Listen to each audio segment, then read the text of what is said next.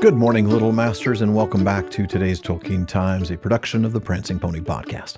I'm the Man of the West, and it is time to keep Week 84 going as we continue Turambar Tuesdays for the rest of Series 11. Now, before we do, I just want to say thank you. This is the 500th episode of today's Tolkien Times. Honestly, I wasn't sure I would get to 500. I'm not sure I'm going to get to 1,000, but thank you for listening or watching, and here is hoping for at least 500 more. Last week, Túrin faced off against Glaurung and was given the gift of freedom by the evil dragon, but it came with some advice about where to go first, advice that conflicted with the advice he'd been given by Gwyndor.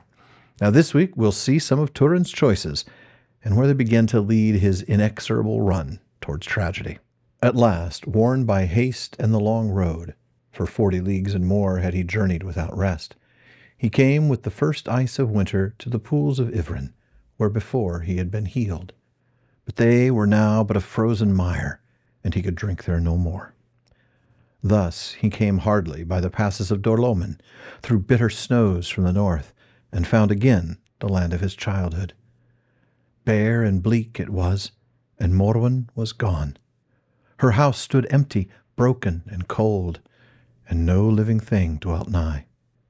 Therefore Túrin departed, and came to the house of Brada the Easterling, he that had to wife Eirin, Hurin's kinswoman. And there he learned of an old servant that Morwen was long gone, for she had fled with Nienor out of Dorloman, none but Eirin knew where. Then Túrin strode to Brada's table, and seizing him he drew his sword, and demanded that he be told whither Morwen had gone. And Eirin declared to him that she went to Doriath to seek her son. For the lands were freed then from evil, she said, by the black sword of the south, who now has fallen, they say. Then Túrin's eyes were opened, and the last threads of Glaurung's spell were loosed. And for anguish and wrath at the lies that had deluded him, and hatred of the oppressors of Morwen, a black rage seized him, and he slew Brada in his hall, and other Easterlings that were his guests. Thereafter he fled out into the winter, a hunted man, but he was aided by some that remained of Hador's people, and knew the ways of the wild, and with them he escaped through the falling snow, and came to an outlaw's refuge in the southern mountains of Dorloman. Thence Túrin passed again from the land of his childhood, and returned to Sirion's Vale. His heart was bitter, for to Dorloman he had brought only greater woe upon the remnant of his people, and they were glad of his going. And this comfort alone he had, that by the prowess of the black sword the ways to Doriath had been laid open to Morwen. And he said in his thought, Then those deeds wrought not evil to all, and where else might I have better bestowed my kin, even had I come sooner? For if the girdle of Melian be broken, then last hope is ended. Nay, it is better indeed as things be, for a shadow I cast wheresoever I come. Let Melian keep them, and I will leave them in peace unshadowed for a while. Now Túrin, coming down from Ered Wethrin, sought for Finduilas in vain, roaming the woods beneath the mountains, wild and wary as a beast. And he waylaid all the roads that went north to the pass of Sirion. But he was too late, for all the trails had grown old, or were washed away by the winter. Yet thus it was that, passing southwards down Teglin, Túrin came upon some of the men of Brethil that were surrounded by orcs, and he delivered them, for the orcs fled from Gurthang.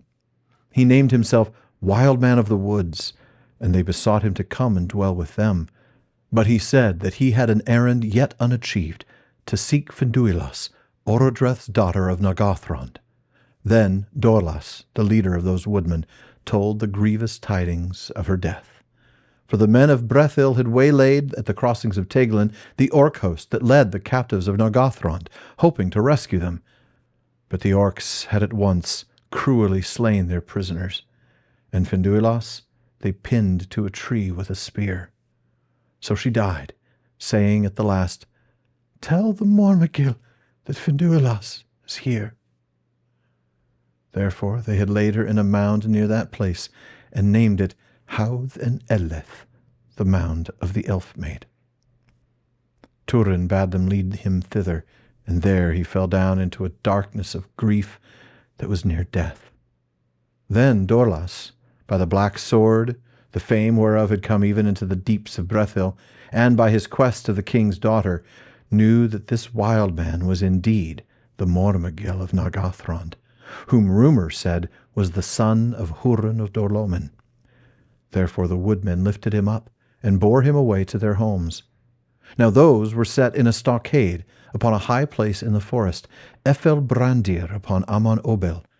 For the people of Haleth were now dwindled by war, and Brandir, son of Handir, who ruled them, was a man of gentle mood, and lame also from childhood, and he trusted rather in secrecy than in deeds of war, to save them from the power of the north. Therefore he feared the tidings that Dorlas brought, and when he beheld the face of Túrin as he lay on the bier, a cloud of foreboding lay on his heart. Nonetheless, being moved by his woe, he took him into his own house and tended him, for he had skill in healing. And with the beginning of spring, Túrin cast off his darkness, and grew hale again, and he arose, and he thought that he would remain in Brethil hidden, and put his shadow behind him, forsaking the past. He took therefore a new name, Turambar, which in the high elven speech signified Master of Doom. And he besought the woodmen to forget that he was a stranger among them, or ever bore any other name. Nonetheless, he would not wholly leave deeds of war, for he could not endure that the orcs should come close to the crossings of Teglin, or draw nigh to Howth and Elleth, and he made that a place of dread for them, so that they shunned it. But he laid his black sword by, and wielded rather the bow and the spear. Now new tidings came to Doriath concerning Nargothrond, for some that had escaped from the defeat and the sack, and had survived the fell winter in the wild, came at last to Thingol seeking refuge, and the march wardens brought them to the king. And some said that all the enemy had withdrawn northwards, and others that Glaurung abode still in the halls of Felagund. And some said that the Mormagil was slain, and others that he was cast under a spell by the dragon, and dwelt there yet as one changed to stone. But all declared that it was known to many in Nargothrond ere the end, that Mormagil was none other than Túrin, son of Hurin of Dorlomin.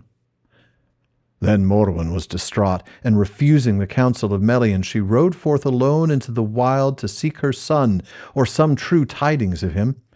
Thingol therefore sent Mablung after her, with many hardy marchwards, to find her and guard her, and to learn what news they might. But Nienor was bidden to remain behind. Yet the fearlessness of her house was hers.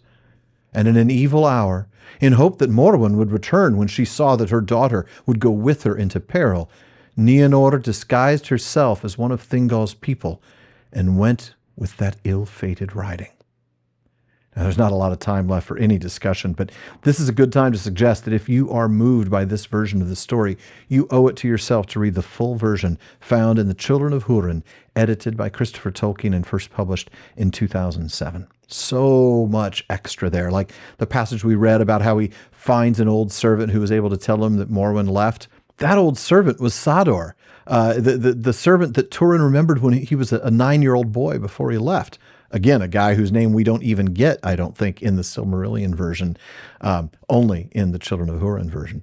Fantastic stuff, so much richer. For now, though, this wraps up this week's Turambar Tuesday. Be sure to join me again next week when Nienor encounters Glaurung.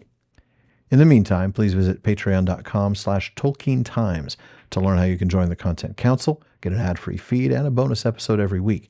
And then join me again tomorrow on today's Tolkien Times for Word Nerd Wednesday. Podcast listeners, please be sure to subscribe to the TTT in your podcast apps. For those on YouTube, subscribe to the channel to get all of the PPP productions, including my new streaming project, The PPP Plays.